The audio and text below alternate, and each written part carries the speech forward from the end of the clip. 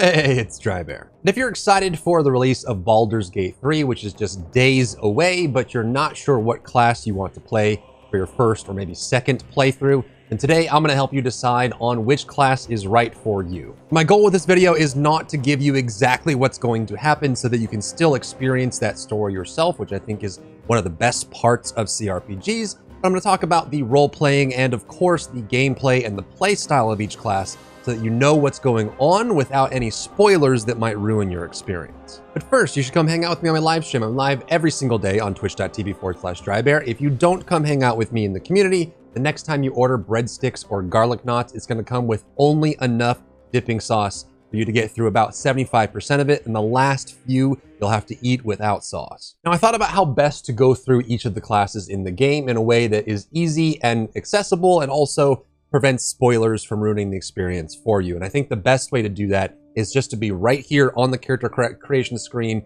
with one you'll be using when you make your character and decide on the class. And then I'll just go through the classes, talk about what's cool about them, what you'll experience, and what you'll be playing as, what the playstyle is like. And hopefully that helps you decide by the end of the video. Keep in mind that this is the early access version I have on screen. So this is the one we have here. There's going to be some changes on how this is laid out, some visual appearance changes, and of course there are some things that are missing from here that are going to be in the full release that weren't in this early access version. But don't worry, I'll cover all of the extra things that are coming, the bonus subclasses, the class that's missing here from this list in the top right that you don't see, as well as everything else that'll be there in the full release. Now, I'm not going to go through the stat specifics on how each stat affects the game and all the cantrips and spells and everything. This is going to be a high-level overview. If there's interest in me doing that, I can do that in a separate video, so comment down below if you're looking for it.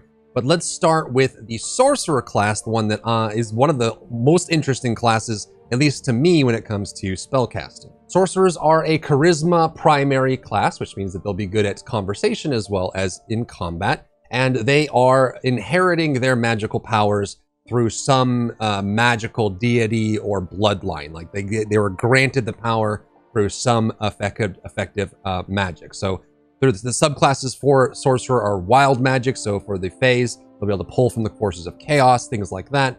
There's going to be Draconic bloodline, which you can see will affect you. You basically inherit it from a dragon, and you can even play this as Dragonborn as well. And there's also going to be a Storm magic subclass, which focuses on thunder and lightning and wind to allow you to move around the battlefield, but also cause lots of damage with those spell types. Now, obviously, there's a ton of different spellcasters in the game, so I'm going to focus on what makes each of them different from each other. And for Sorcerer, it is that they are the best at enhancing spells. So whereas the Warlock can do crazy big spells from ancient powers, Wizard has the widest breadth of spells available, Sorcerer is very good at enhancing those spells and making them stronger. And their core mechanic is their ability to alter or enhance spells. So if you want to have more tactical emphasis on the spells that you use, you can change their range, you can cast them twice, you can alter how they work. It's a very tactical, strategic way of playing a spellcaster, then Sorcerer is for you. And I think they have some really fun options for how that works. They don't cast as many spells as, say, a Wizard would, so they're not as, open book as that, but they're able to do a lot more interesting things with the individual spells that they have. And they're probably the easiest caster to do the higher level spells as well. So if you would rather kind of play this more of a tactician with your spells, then Sorcerer is for you. For subclasses, the Draconic bloodline, as we mentioned, you are inheriting powers from Draconic bloodlines. You're basically descendant of dragon. And what this allows you to do is you can specialize in a specific kind of dragon. And the kind of dragon that you choose will change your appearance slightly, but also will give you an enhancement to the spells that dragon specializes in and give you a resistance to that type of spell. This includes fire or lightning or acid based on what dragon bloodline you choose. So if you decide that you really want to be a sorcerer that specializes in fire, for example, then you can choose the dragon bloodline that has fire as their primary element. You can make those stronger, and you can also simultaneously be very resistant to fire, which is cool. As I mentioned, the Storm magic sorcerer that's not in the early access but will be in the full release is super cool. You get the mastery of lightning and thunder, so that's kind of like the biggest focus for that. But they also get a bunch of wind magic, which allows them to gain movement speed or reposition or cause disruptions in the battles. They're basically like this Storm Master, almost like Storm from X-Men, being able to do all that extra, which is really cool. And the last subclass is Wild Magic, and it's the one that I will be playing when I play my Sorcerer, because I just love the concept of this. You don't get to play this too often in games like this. But Wild Magic is basically chaotic magic that is too powerful to be controlled by anyone. No matter who they are, they can't master it. It's too strong, it's too all over the place. And so when you use Wild Magic, there is always a chance that it will go out of control and do something you don't expect. So a Wild Magic playthrough on Sorcerer is typically very RNG based. You could try to throw a spell and it could amplify multiple times bigger than what you had intended and end up one-shotting someone, going crazy, or it can go the opposite direction and cause negative effects. Larian hasn't given us a full list of what these negative effects are, so it's possible you could accidentally turn someone into a frog or blow something up you didn't mean to. We don't know how far this goes, but I think that this, at least for me, creates a very unique and interesting playstyle that you won't get with any other class, because it is pure. Every time you cast a spell as a sorcerer with Wild Magic, you don't really know what's going to happen. The next caster to talk about is the Warlock, and where the sorcerer inherits their power, the Warlock gets it through binding a pact or by swearing fealty to a specific deity or patron. So they decided they wanted magical power, so they went and sought out some master power and said, hey, I will do whatever you say, just give me some of your power. And so the subclasses for Warlock are based around those deities that you decide to swear fealty to. The Warlock can swear fealty to the demonic fiends, the great old ones, or as well as the archfays for some of the fey magic, which is pretty cool. And if you're looking at a graduated scale of how often casts are happening, Wizard is by far the highest. They cast the most spells and have the most available. Sorcerer is somewhere in the middle, where they focus on altering their spells and enhancing them. And then Warlock is somewhere towards the bottom of the casters, in that they really need to plan on using their spells in the right way. So they actually have the least amount of casting of the casters, but they have some really unique and kind of corrupt, chaotic ways that they can use spells. So you're probably asking yourself, how do you play a caster that casts the least out of all the casters? And that is that they have a repeatable cantrip, which is basically a spell that never needs to recharge, called Eldritch Blast. And this is kind of core to their kit. They will be able to use this as if it were a weapon, and you can alter this, enhance it, bolster it in different ways. And this is kind of their playstyle. So if you like that kind of battle mage hybrid playstyle with a touch of darkness to them, then Warlock is for you. They still get incredibly powerful spells that are actually insane. They just don't cast constantly. They think about how they're going to do it. They use their Eldritch Blast and maybe some of their gear and things like that to set up, and then they have this really powerful usage that they use, which I think makes sense for the idea of their class. They're not inherent casters. They're borrowing their power from some deity, from some ancient evil or something like that, so that playstyle, I think, fits their concept really well. And Larian has mentioned that you will be able to talk to your patron throughout your playthrough. So the patron, the subclass that you choose, you'll be able to converse with them at some point and maybe throughout the entire playthrough in various different ways. So if you want to talk to your Cthulhu overlords in the far realms, or you want to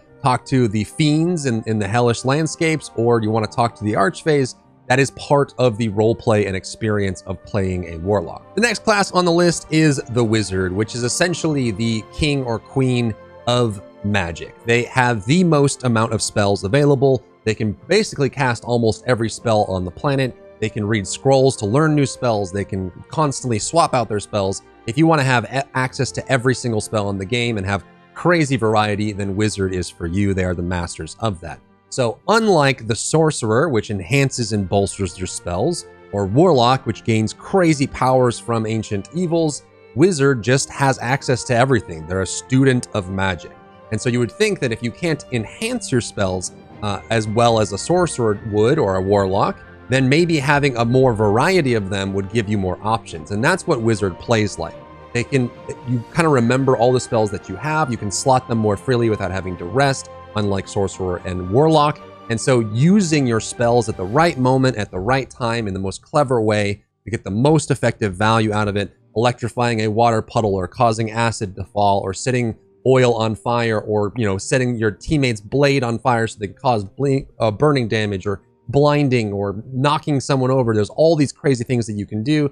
Polymorphing at the right time, causing to, there's all these different things that you can do with Wizard that allow you to have this really crazy variety of experience when you're playing wizard. So if you like that kind of true, spellcaster without more of a restriction like sorcerer or warlock, then wizard would be the way that you want to play. When it comes to some classes, the wizard actually has 8 different specialties that they can put in, which is basically the 8 different schools of magic that they can specialize in or become effective.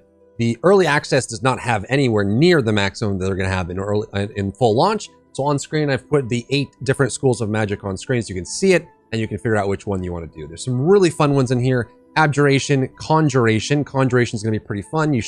They've mentioned that you can actually summon non-magical items into your hand and use them for a period of time. Divination, Enchantment, Evocation for more burst, Necromancy, summoning the dead and things like that, Illusion, Disguising, things like that, Transmutation, altering the effects of things. So these are the 8 different schools you can specialize in Wizard. So you basically have the magic world at your fingertips when you're playing Wizard. And rather than having big boosts and more tactical ideas, it's more about having a wide knowledge and wisdom around using the spells you have and the specialty that you've focused on for your subclass. The Bard at its core is a support class. So you'll be able to provide a wide myriad of support effects for you and your companions and your traveling party, things that can protect them from specific things, things that can bolster them in specific ways. It's super fun to have this a Bard in your party. They're probably one of the few classes that you are always excited to have in your party just because they have that amazing support aspect to them. They are a charisma-based class, so again, another class that's good at conversing while also being strong in combat with that stat scaling, and they can do crazy things like adding dice rolls to ally attacks and rolls just to make them even stronger, which is really fun. You can also use the selected instrument that you have for your character to do things outside of combat, like playing music to distract NPCs. You can pull them guards away from doors. You can set them up for an ambush. You can do all kinds of insane things with the music itself, which makes it really fun as a different play style through your story. There are 3 subclasses for Bard that focus on different aspects of the Bard's kit. The first one is Lore, which focuses on the power of magic, your arcane and intimidation and things like that, using your magic to the fullest. Valor Bards are the tanky subclass that have more combat capabilities and can actually be a little bit less squishy than a normal Bard would be. And the last one, which is the most interesting to me, is the Swords Bard, which focuses on, you guessed it, swords. And they unlock the ability to use a scimitar. They also can use one-handed or dual weapons very easily, and they gain access to a lot of damaging options. You kind of get this sword melee combat focused Bard, which is super interesting. The Cleric is one of the classic D&D classes, and at its base, like the Bard, is a support class. They have some of the best healing and buffing options in the entire game. So if you're looking to play that for your playstyle or in part of a party, then look no further than the Cleric. They have some of the best options. They're a wisdom-based class, and as you would expect, they are religion-focused as well. They choose a deity to pray to, right? And the different choices of deity will give you different roleplay options throughout the game. I'm not going to tell you what all of them are or why, but just know that based on this, you want to read the deity that you're praying to or that you're swearing, your love for, that you can actually get different things from that throughout the story, which is pretty cool. And part of the Cleric role-playing style. They have light and medium armor and are pretty good in a fight. They're not quite as strong as, say, like a Paladin or a Barbarian or even like a fighter, but in general, they are pretty good in a fight. They have melee options, and you can specialize into that as well. And they, like the Wizard, have a ton of subclasses that you can focus on to help specialize their holy magic. And each one will change how you play the Cleric in general. So rather than list them out, you might forget, I put them on screen with a quick note so you can see exactly what they are about. So this is the domain of holy magic that you focus on that allows you to specialize your Cleric in different ways. The life domain focuses on healing magic and support magic. The light domain has a light and fire magic, and some of the higher level light domain Clerics can do some serious burns when they're casting their spells. Trickery domain is illusion and misdirection. War domain is basically almost like a Paladin. They're melee and fighting focused with some support skills and some bolsters in that way. Tempest is probably the one that I would play, but it focuses on thunder and lightning. Very, very frightening for the Cleric. Nature is closer to Druid. They have some Druidic options. and some druidic subclass options. And then animals and plants are part of that. So if you want to play more of a armored kind of holy based druid, then this would be your option. And the knowledge domain focuses on spell boosting and knowing more about the magic than you have. Druid is next in the caster setup for the game and is a wisdom focused caster, but they have a lot of different options available, and they also, like the rangers, have the ability to communicate with animals and with nature, which means will drastically change your playthrough as you go through the story. You get the opportunity to speak to animals, hear their thoughts, and learn from them as you go throughout the story. So that creates a really interesting option for Druid. Now, they tend to, like the Cleric and the Bard, fit into a support type role, but it doesn't mean that they aren't capable of incredible amounts of offense as well. So you have these wild magic, this nature magic they wield, and they have different ways they can specialize in how to use it. The 3 subclasses for Druid, one of which was not available until full release. We'll see how cool it is. The first one is going to be land, and land specialization for the Druid focuses primarily on nature magic and casting nature magic and the elemental effects that you get from that. So if you like the casting nature of Druids and you want to specialize in that, you go for the land subclass. The moon subclass focuses on the transformation, the shape shifting or the shape list that you have for Druid. There's a ton of different options for the shape shifting. It's one of the coolest parts about Druid. You can shapeshift into a bear and become tanky, shapeshift into a spider, into a wolf, into all these different kinds of options.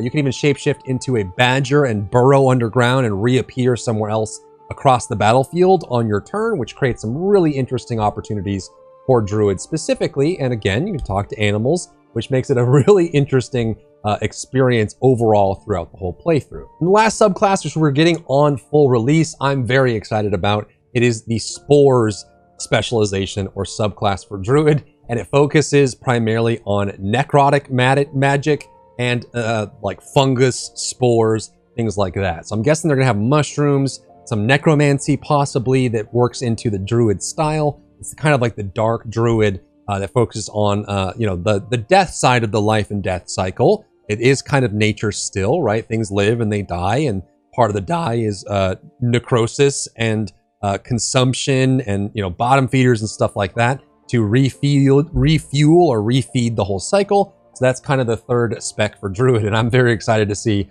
exactly how far that goes. And that concludes all of the casters. Let's move on to the true combat classes, or what's called martial classes, that focus on weapon combat, upfront combat, or using weaponry essentially from various ranges to engage with the combat target. And the best place to start with that is the quintessential D&D class, the fighter. If you're not sure what you're wanting to play, then I recommend playing fighter because they can basically do everything.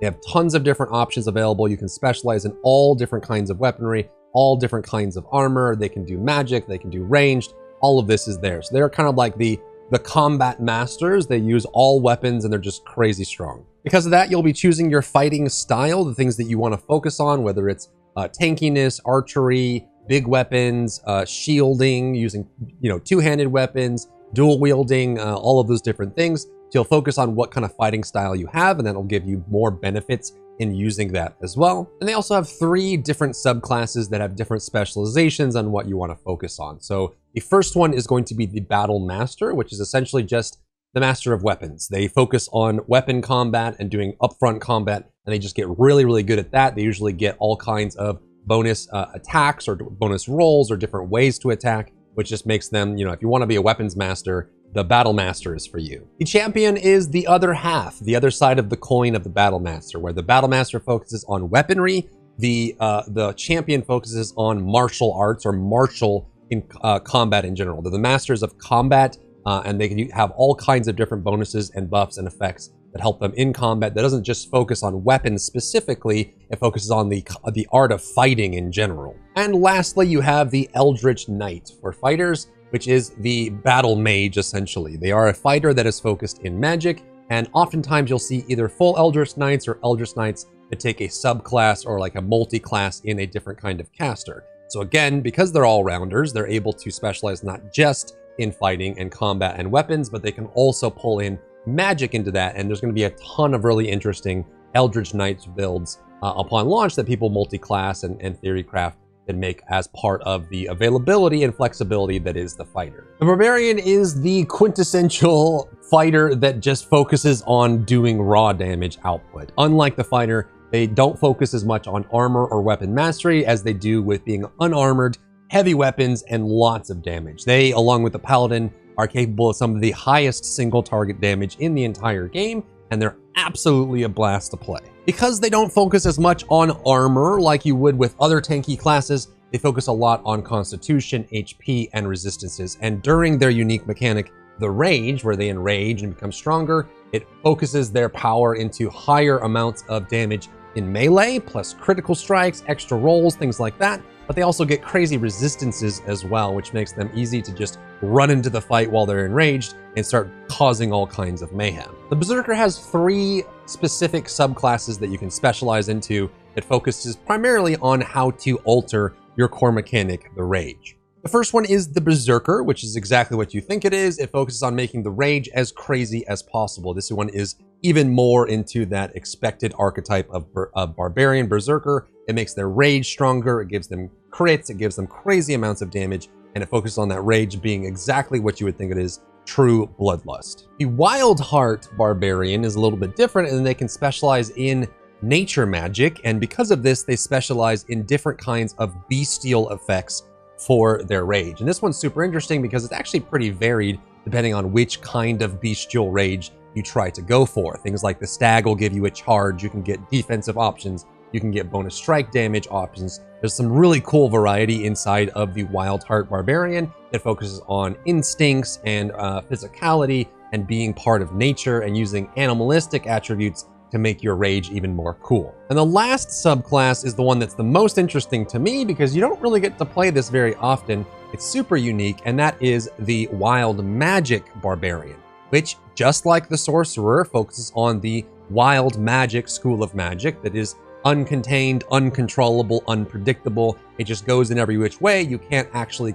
fully control what wild magic does. Now, unlike the Wild Magic Sorcerer, where you could get crazy good effects or you could get negative effects depending on what happens when the RNG rolls on the spell, which makes it very unique. For the Barbarian, the wild magic is always going to be a positive. It could be a small positive or it could be a large positive. You might be doing your Berserker Rage and then all of a sudden you cast some crazy spell or you get access to a spell. There's crazy amounts of things that can happen, but it is RNG. And like the Wild Magic Sorcerer, I think it lends itself to a very special, unique experience that you wouldn't get with other classes, because every time you go to attack or take a turn, you're not exactly sure what's going to happen. The Ranger is, at its core, a martial class, but it is probably more hybrid than some of the others. It is the scout, the tracker, the woodsman, the connection with nature. So it's basically like the martial version of Druid that has combat and things like that. They are the hunters of the wild woods. And so they focus on that as their entire play style. They're a dexterity focused class. And as you might expect, they are very good and proficient with ranged weapons, but they're also very good with melee weapons as well. You could specialize your Ranger to be more assassin-like, you could specialize your Ranger to be more magic-like, and you could specialize your Ranger to be more ranged or archery focused, and all of that is possible inside of the Ranger class. Just like the Druid, since you have the ability to connect with nature, you will have unique dialogue options throughout the game when it comes to animals and things like that, if that's something that you're interested in. And for subclasses, you have 3 very different styles to go for. The first one is Beastmaster. When you subclass into Beastmaster for Ranger, you get the ability to summon a companion, a familiar that is some woodsman type. You get some animal that can come along with you, and you get multiple of them in some cases that do different things, and you can choose what that companion is based on that, and will always be with you. And so if you like that Beastmaster aesthetic, that is an option for subclass. The Hunter is more of your Legolas type, focusing on tracking, hunting, and taking out their prey. They're very good with ranged weapons and archery and things like that. So if you like the traditional archetype of Ranger being that archer kind of focus, then Hunter is for you. And the last subclass is Gloomstalker, which is a bit of a melee focus and a bit of magic focus. They do envelop and employ magic to make sure that they take out their target, and they do a lot more focus on melee as well. So if you like that kind of up close weapons master Ranger that has magic and some melee, and they're still kind of that woodsman hunting tracker type, then that's going to be the subclass that you want to go with. The rogue is your sneaky, stealthy, bag of tricks kind of class, and is exactly what this archetype fits in most cases, so you won't be super surprised with this one. They're a dexterity main, just like the ranger, and they do have access to a lot of weapons that the other martial classes wouldn't get access to, things like long swords, short swords, or rapiers. And they are the masters of stealth in this game, more so than any other class. You can still play sneaky with any class, really, if you know how to manage sight lines of enemies and how to approach a combat encounter. The rogue is by far the best at it, and their 3 subclasses change up how they go about doing that. The Arcane Trickster Rogue subclass is exactly what you think it would be. It focuses on spell casting and magic, and a lot of subterfuge as well. It gives you a wide, versatile subset of abilities to choose from. You still have the rogue base inherited abilities that allow you to move around and be stealthy and sneaky, but then you start working magic into that, which makes it a whole new bag of tricks that the Arcane Trickster can employ that the other 2 cannot. The Thief subclass focuses entirely on stealth and tricks. They have the most subterfuge and crazy roles and options, and they're able to do some really unique and some really surprising things with how the combat lays out. So if you like kind of being fun and different, the Thief option is really cool, and you like exploring your options. It's probably one of the best ones to play for Tactician mode as well, just because you have so many different ways that you can alter the battle before the battle even starts. And the last subclass for Rogue is the Assassin, and they focus primarily on those backstabs, those burst damage, those surprise attacks. You can actually, in many cases, with the Assassin subclass, just outright kill an enemy before the battle even begins, because they get so many bonuses to backstabs and sneak attacks and things like that. So if you like setting up for that, you want to play the true Assassin playstyle, where you are assassinating targets, Assassin would be the one for you. They still have the Rogue inherents, but they're also able to do a lot of extra stuff with those big burst moments. The Paladin is your hybrid class between a Cleric and a Fighter. They're kind of in the middle there, but they are super tanky. They kind of are with the Barbarians for being the tankiest class in the game. Very durable, and unlike the Constitution-focused, unarmored, resistance-focused build that a Barbarian would do, the Paladin just has crazy armor. They're proficient in all styles of armor, including heavy armor and shields, so they're able to be super, super tanky. And like the Barbarian, they're also capable of some of the highest single target burst damage in the game, because when they swing those big weapons, lots of things die before them. They're a strength-based class, just like Barbarian, and they also are probably one of the more roleplay focusing classes in the entire game. So whereas the Warlocks can talk to the patron that they've sworn fealty to, and you have all these different options, Druids and Rangers can speak with animals, right? Getting that extra little bit in there. Paladins have a very big connection to the story and the roleplay in the way of their oaths. Now, not all the oaths are here in the early access version, but there are 3 oaths that you'll get access to at character creation, and each oath is you are swearing to uphold what this oath represents. And those oaths are exactly tied to your subclass. So the first oath, the Oath of the Ancients, is the subclass that focuses more on the cleric side of things, the healing magic, the holy magic, the divinity of being a paladin. And they swear an oath to fight on the side of the light and fight against darkness and evil and protect life and protect nature. You also have the Oath of Devotion, which focuses more on the fighter side of things. So you focus more on combat and being a protector and a shield for the people, and serving with honor and, being honorable and virtuous in everything that you do, and focusing more on weapons and armor proficiencies. And with the Oath of Devotion, you're swearing to stand up for the weak and the innocent and make sure that justice is always served. And the third oath available in character creation is the Oath of Vengeance. And this one is basically, if you look at any anime or a story where the main good character has their loved one killed in front of them and they snap and just go crazy, this is kind of that idea, in that the Oath of Vengeance paladins focus on destroying evil at any cost. They are hard focused, that, it's kind of that point where, like, we're past the point of no return. They've done too much damage. Evil must be eradicated. We have to make sure we do something about it. And they're willing to chase that end to all means. And so they swear the oath to destroy all evil and rid the world of all these evil deities and problems and evil doers that are making the world worse. And the reason I focus on the oaths themselves because the oaths themselves affect your role playing, but they also unlock a secret 4th subclass that is available during the game. And without spoiling exactly what that is, you will, based on your oath, if you decide to, during your playthrough, break your oath. So whatever the oath is specifically for your subclass, if you go against that oath with some action that you do, so protect the weak is your oath and you kill an innocent, things like that, you will break your oath and something will happen in the story and you will be taken the oath away from you. So you won't have the powers that the oath gives you because you have broken your oath in the role play. Now, don't worry if you're worried about this. You'll lose some of your powers based on the oath. Something will happen in the story and you will be given the option to reaffirm your oath and get your powers back, or stick to your guns and break your oath and become an oath breaker, which is basically the 4th secret subclass for Paladin, which is a dark Paladin. They gain dark magic, in some cases I think necrotic magic as well, and it's like a dark Paladin option where you say, screw the oath, I'm evil now, I do whatever I want. So that's a 4th option for subclass for Paladin. And the last class that isn't listed here in this setup that will be in the full release is going to be the Monk class, and it's something I'm strongly considering for my first playthrough, and it is, as you would expect, a dexterity-focused martial artist. And they set themselves apart from the other martial classes by being possibly the fastest martial class in the game, in that you can clear great distances, you can catch up, you can do multiple attacks in a row, all kinds of combo hits and things like that. They are insanely powerful at that, and they channel ki inside them,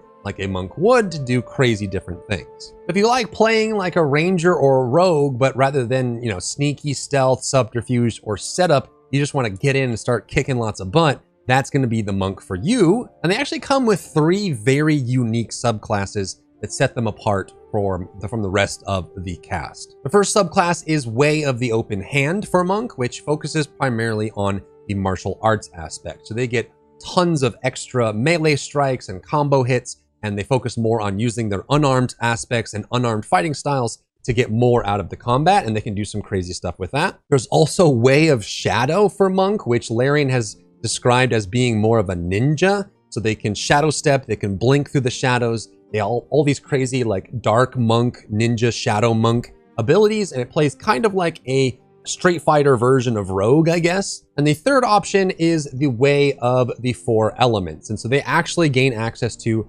all of the elements in their playstyle. They can get access to some of the default elemental spells that exist in the game, but they also get access to monk-specific elemental options like Flaming Fangs and things like that. And they can do multiple strikes in AoE, they can do fire, they can do wind, thunder, all kinds of things. They can get access to Thunder Wave, and all of this adds to their normal base kit of being a martial up-close fast fighter with monk, but they also can implement more magic along with that and get some new cool things that they can do. They can shockwave people off of ledges. They can do all kinds of things with their elemental focus. You can even focus on one type of element and get really good at that, or you can focus on using all of the elements like you're the avatar. And those are all the 12 classes in Baldur's Gate 3, as well as all of the subclasses done only on the character creator screen and spoken at a high level, so I don't spoil anything for you. And hopefully this has helped you decide what class you're going to play going into it. If you would like more advanced guides going into the spells, the cantrips, the proficiencies, the races, and all of that for Baldur's Gate 3, and you found value in this video, let me know in the comments down below. Let me know on my live stream, and if you found value in the video itself, leave a like as well. If you enjoyed yourself today, leave a like down below. You can support me and my work on Patreon and view Patreon exclusive content, link in the description. Thank you so much for tuning in, and I'll see you in the next one.